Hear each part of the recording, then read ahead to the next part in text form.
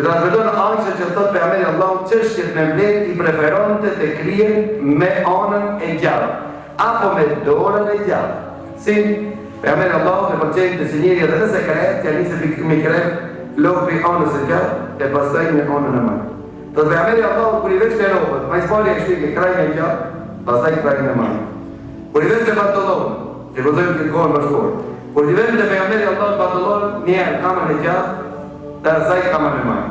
Kur i veç të pejgamberi Allahu këpucën, njerë kamën e gjallë, pastaj kamën e majtë. Ndërsa kur i desh të anën e punë, njerë kamën e majtë, pastaj kamën e gjallë.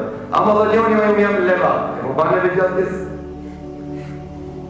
Do kërkos kalit i ki mësua, për këtë arsye, kjo është e preferuar, ndërsa me ngron është vajib. E vetë me çështje që është obligative, vajib, me gjatën është me ngron. Haram është me ngron në dorën e majtë. Ndërsa me shkrujt me të majtën nuk ka problem. Po dhe më veç me të majtën nuk ka problem, do të nuk je gjuna. Apo ku je gjuna?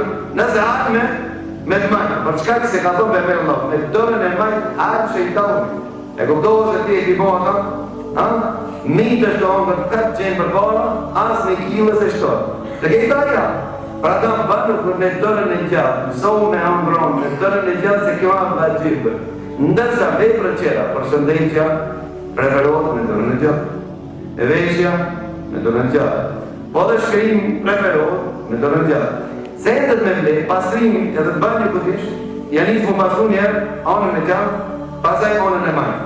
Ndërsa me dorën e majtë preferohen sendet të cilët, do me thonë si zakonisht nuk kanë vlerë, si për shembull, dalja për xhamiës, pastrimi i hundëve, është mirë me dorën e majtë.